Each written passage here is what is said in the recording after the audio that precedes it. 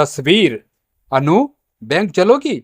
बस आधे घंटे का काम है, सुधीर ने लगभग चिचोरी करते हुए पत्नी से पूछा। कहीं जाना हो तो पहले से बताया करो, ये नहीं आराम करने बैठो और तुम बैंक चलने को कह दो। कुछ ऐसा ही छाया के मुंह से सुनने अंदेशा था, पर आश्चर्य आज उसकी प्रतिक्रिया आशा के विपरीत थी। एक पल सोचा और दूसरे ही पल सिर हिलाकर सहमति देते हुए पूछ लिया, कब चलना है? अभी चल सकती हो क्या? आशंकित मन से उसने पूछा। जानता है, ये समय छाया के लिए घर छोड़ने के लिए कतई मुफीद नहीं है। कारण 2:15 बज रहे हैं और शाम 4 साढ़े 4 के बीच मेड़ आ जाएगी। अभी 2 दिन पहले ही बैंक के लिए इसी समय वो लोग निकले थे, वहां समय लग गया और उस बीच उसके 4 फोन आ गए। दीदी जल्दी आओ, इंतजार नहीं कर सकती, 5 मिनट रुकती हूँ फिर चली जाऊंगी। वह हर 2 मिनट में फोन करके छाया को धमकाती रही और छाया का सारा गुस्सा सुधीर पर बरसता रहा। तुम्हें यही समय मिलता है बैंक जाने के लिए? जब जानते हो कि ये समय मेड़ के आने का है तो क्यों नहीं जल्दी निकले? बैंक से घर तक का 10 मिनट का सफर छाया की बड़बड़ाहट में नहीं निकला। मेड़ को बहला फुसलाकर रोके रखने का मिशन किसी तरह सफलता को प्राप्त हुआ, तब जाकर राहत की सांस ली। उस दिन छाया ने सख्त ताकीद कर दी कि कहीं आना जाना हो तो पहले से बताया जाए, मेड़ के आने के समय का ध्यान रखा जाए। आज 2 दिन बाद कमोबेश वही समय और परिस्थितियां, पर छाया की प्रतिक्रिया बेहद अलग। शांत भाव से वह बोल रही थी, थोड़ा समय दो, तैयार होती हूँ। छाया की ध्यान मुद्रा और चेहरे की तनाव रहित भाव भंगिमा देख सुधीर के विस्मय का पारावर न रहा। वह तो सोच बैठा था समय को लेकर वह खींच कर कहेगी, आज फिर ये भी कोई समय है, पर न, वह तो 2-3 मिनट 4 मुद्रा में बैठने के बाद इत्मीनान से उठकर चल दी। उसकी दयाशयता सुधीर के मन को छू गई और उसने राहत की सांस ली। वह जानता है छाया को तैयार होने में 2 मिनट का भी समय नहीं लगता, खासकर जब बैंक जाना हो। हैंगर में इकट्ठी टंगी वो 2-3 कुर्तियां अक्सर इस्तेमाल के बाद धुलाई प्रेस से पहले थोड़ा और पहन लेने की गरज से टंगी होती है, उन्हीं में से कोई एक निकालकर वह पहन लेगी। कभी कभार तो ठीक ठाक हालत वाले घर के ही कपड़ों में मैचिंग दुपट्टा डालकर वह चल देती है। सुधीर बैठक में जाकर बैठ गया और छाया का इंतजार करने लगा। घड़ी की पल पल की टिक टिक उसके मन को धड़का रही थी। बैंक मैनेजर ने कहा तो था कि बस हस्ताक्षर ही करने हैं, पर बैंक का क्या भरोसा, कौन जाने कब भीड़ हो जाए या बैंक मैनेजर ही व्यस्त हो जाए। छाया के हस्ताक्षर अगर घर पर ही वो ले सकता तो ले लेता, पर बैंक के कुछ नियम होते हैं, कुछ औपचारिकताओं के लिए प्रत्यक्ष उपस्थित आवश्यक है। आजकल बैंक के आए दिन चक्कर लग रहे हैं। सेवानिवृत्ति के समय मिले आर्थिक लाभ और की गई बचत, senior citizen saving scheme, SIP और म्यूचुअल फंड में निवेश हेतु बैंक में आना जाना लगा रहता है। इसी सिलसिले में कई बार छाया को भी ले जाना पड़ा। बैंक में जाकर बैठना छाया को सबसे बोरिंग काम लगता है। वह बेमन से वहां जाती है, यह वह भली प्रकार जानता है, इसीलिए अमूमन पहले ही बैंक में जाकर वो औपचारिकताएं पूरी कर लेता। इसमें छाया की आवश्यकता नहीं है। यदि छाया के हस्ताक्षर आदि की जरूरत होती है तब दोबारा घर आकर उसे बैंक ले जाता, ताकि उसे बैंक में कम से कम रुकना पड़े। चूंकि बैंक घर से ज्यादा दूर नहीं है, इसीलिए ये वकायद संभव हो पाती है। सुधीर ने घड़ी देखी, 3 बजने को थे। उसे थोड़ा विस्मय हुआ। छाया तो बिल्कुल 2 मिनट का समय तैयार होने में लेती है, पर आज पूरे 20 मिनट हो गए। रसोई में झांका तो देखा बर्तन धुलने के लिए पड़े थे। उसे चिंता हुई कहीं आज भी मेड का चक्कर पड़ गया तो 4 बजे के बाद मेड के आने की तलवार टंगी होगी। ऐसे में समय से बैंक से वापस आ पाना संभव होगा या नहीं। इसी उपापोह के बीच छाया का स्वर सुनाई दिया, चलना नहीं है क्या? हाँ हाँ, सुधीर ने उसे अविश्वास से देखा। नीले रंग की शिफॉन साड़ी, मोतियों की माला और हल्के मेकअप में वह बहुत सुंदर लग रही थी। हैरत से उसे ताकते देख छाया झेंप कर बोली, कई दिनों से ये साड़ी पहनने की सोच रही थी, सोचा आज पहन लो। पर हम बैंक ही तो जा रहे हैं। तो किसने कहा बैंक में साड़ी नहीं पहन सकते? साड़ी तो पहन सकते हैं, पर अभी उतार दूं क्या? कि झुंझलाहट में धमकी छिपी देख सुधीर अचकचाया। अरे नहीं, अच्छी लग रही हो, बहुत अच्छी। सुनते ही छाया ने चाबी उठाई और दरवाजा बंद किया।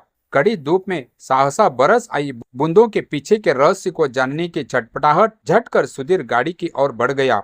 रास्ते भर रह रह कर वह कनखियों से उसे देखता रहा। बैंक के लिए बिना ना नुकुर के तैयार होना, 30 पर इतना तैयार होना, मानो कैंडल लाइट डिनर पर निकले हो। थोड़ा अजीब पर बहुत सुखद था। बैंक में सबकी नजरें छाया पर ठहरी थी। भीड़ काफी कम थी, फिर भी वह जल्दी जल्दी काम निपटाने की हड़बड़ी में था। अलबत्ता छाया बेहद शांत थी।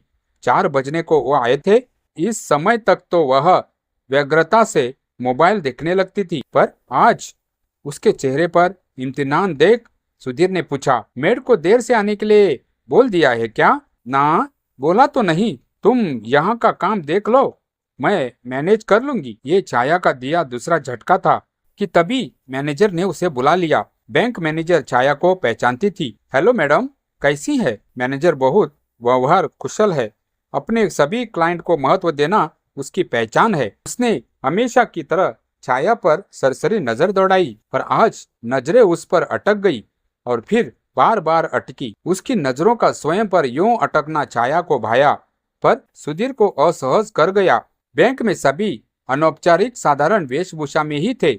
ऐसे में उनके होने न होने को कोई नोटिस नहीं कर रहा था, पर छाया सबका ध्यान खींच रही थी। एकदम रईस अंदाज में मुस्कुराती हुई वह आत्मविश्वास के साथ बैंक मैनेजर के सामने वाली कुर्सी पर बैठी मुस्कुरा रही थी। छाया और बैंक में मुस्कुराए, ये भला कब होना था? बैंक में ऊबी सी बैठी रहने वाली छाया आज जैसे बैंक में अपनी ही उपस्थिति का आनंद ले रही थी। केवाईसी के बाद कई कागजों में हस्ताक्षर और फिर उनके मिलान के बाद जब स्टैंप लगाकर काम संपन्न हुआ, तब बैंक मैनेजर ने छाया पर भरपूर नजर डालकर कहा, आज तो आप पहचान में ही नहीं आ रही है, बहुत सुंदर लग रही है। कहीं जा रहे हैं क्या? जी। तभी बैंक मैनेजर ने सिर हिलाते हुए सूक्ष्म प्रतिक्रिया दी तो छाया मुस्कुरा दी, पर सुधीर चकरा गया। कहाँ जाना है उसे तो पता ही नहीं। फिर छाया का अनपेक्षित व्यवहार, पहले तो कभी बैंक मैनेजर से ऐसी केमिस्ट्री नहीं दिखी। बैंक मैनेजर स्त्री होने के नाते छाया के इस नए अवतार से शायद प्रभावित थी। वैसे भी छाया ढंग से तैयार हो और उसे कई नोटिस में न ले, यह संभव नहीं। बैंक से निकलकर कार में बैठते समय तक छाया के होठों पर मुस्कुराहट बनी रही। सुधीर कुछ पूछता या कहता उससे पहले ही वह बोली, सुनो, इतना तैयार हुई हूँ तो कहीं घूम कर आते हैं, चलो कॉफी ही पियाते हैं। और मैडम, तुम्हें क्या लगता है इंतजार में बैठी होगी वो? मैंने मैसेज दे दिया है, सुबह जल्दी आकर काम कर जाएगी। बर्तन उठाकर रख दूंगी। अब इतनी अच्छी साड़ी पहन कर उतार दूं सिर्फ इसलिए कि बर्तन धोने हैं? ना बाबा, कहीं घूम कर आते हैं, उसने कहा और सुधीर ने झट से गाड़ी घुमा ली। बहुत कम ही होता है जब छाया कहीं घूमने आने की बात करे, खासकर रिटायरमेंट के बाद। वह तो अक्सर कहता है, रिटायरमेंट का यही तो फायदा है, जब मन किया कहीं निकल लिए। पर ऐसा कहाँ हो पाता है? आज अलमारी की सफाई करनी है, आज अलाना फलाना काम निकला है, और नहीं तो मेड। उसके सुबह शाम आने की टाइमिंग तो कहीं आने जाने में बहुत बड़ी अड़चन है। पर आज कितनी उदारता से छाया ने मेड के मुद्दे को दरकिनार कर कैफे का रुख किया। गाड़ी रुकी तो छाया साड़ी संभलती हुई कैफे के भीतर गई। ये वो कैफे था जिसमें अमूमन वह खास मौके पर आते हैं। कोने वाली उसकी पसंदीदा जगह आज भरी थी, इसीलिए दोनों सेंटर वाली मेज पर आ बैठे। सॉफ्ट पॉप म्यूजिक के बीच मनपसंद कॉफी ऑर्डर करने के बाद सुधीर ने गहरी नजर से छाया को देखकर कहा, आज कोई खास दिन तो नहीं है ना? मतलब कोई ऐसा दिन जैसे मैं बोल रहा हूँ? अगर है तो याद दिला दो। ऐसा क्यों कहा तुमने? और क्या, आज बैंक जाने में तुमने कोई नानुकुर नहीं की, इतनी अच्छी तरह से तैयार हुई। हम जिस उम्र में है ना सुधीर, हमें अच्छे से ही तैयार होना चाहिए, उसने संजीदगी से कहा तो सुधीर चौंका। आज अचानक ये ज्ञान कैसे? ज्ञान तो अचानक ही आता है। तुम भी ढंग से तैयार हुआ करो। ये कमीज जाने कितनी बार पहन लेते हो, जीन्स टी शर्ट पहना करो, यंग लगते हो।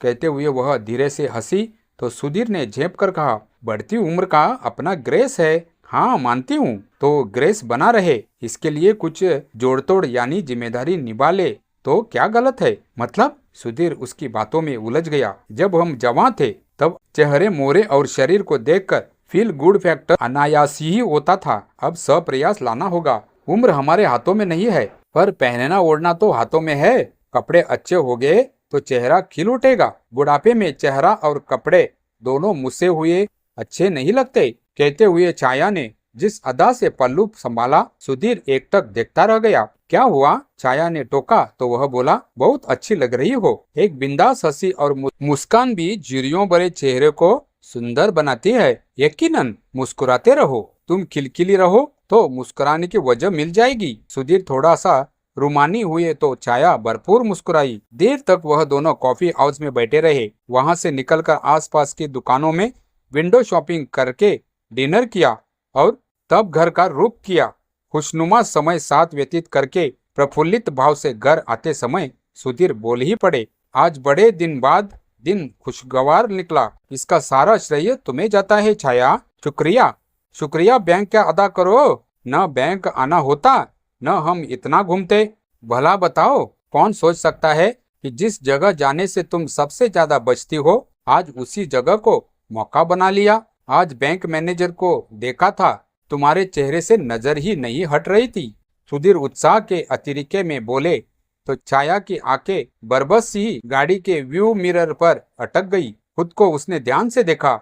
आज इतना घूमने के बाद बेशक थकान थी, फिर भी होठ गुलाबी पंखुड़ियों की मनिंद तरोताजा थे। काजल की रेखा से आंखें मुस्कुराती प्रतीत होती थी। माथे पर बड़ी सी बिंदी की आभा से चेहरा खिला हुआ, गोया की सब परफेक्ट। सुधीर की नजरें अब सड़क पर थी और उसकी नजरें खुद पर। मन के चश्मे से वह अपनी मन स्थिति को टटोल रही थी। आज उसके यूं बन ठन कर आने का कारण सुधीर उसको मूड को दे, पर वह जानती है कि उसकी सज धज के पीछे छिपा वह वकाया है जो पिछली मर्तबा बैंक में घटा था। 2 दिन पहले वह बैंक मैनेजर की ठीक सामने बैठी थी। कुछ कागजों में हस्ताक्षर करने थे, सो कर दिए गए थे। बैंक मैनेजर ने पासपोर्ट साइज के फोटो मांगे तो सुधीर ने एक नन्हे से पैकेट से कुछ तस्वीरें निकालकर मेज पर रख दी। नीली बालूचरी साड़ी वाली तस्वीर देख मैनेजर के मुंह से साहसा निकला, अरे कितनी सुंदर तस्वीर है, आप तो इसमें पहचान में ही नहीं आ रही है। बैंक मैनेजर टिप्पणी पर वह झेप गई और नजर अनायास खुद पर चली गई। बैंक ही तो जाना है, यह सोच उसने बड़ा झल्ला सा सादा सा सूट पहन लिया, बालों को बांधकर पोनीटेल बना ली। न आंखों में काजल था न होठों पर लिपस्टिक। वह खुद को स्कैन कर रही थी कि बैंक मैनेजर उसकी तस्वीर को देख फिर बोली, इसमें तो आप असली 90 के दशक में दूरदर्शन में आने वाली न्यूज रीडर की तरह लग रही हैं। सुधीर उसकी तारीफ पर मुस्कुराए। वह भी मुस्कुराई, पर उस मुस्कान में दर्प नहीं अपितु किसी हर्ट सी थी। मन में मलाल हुआ, कुछ ढंग से तैयार हो जाती। बैंक मैनेजर ने जिस तरह से फोटो पर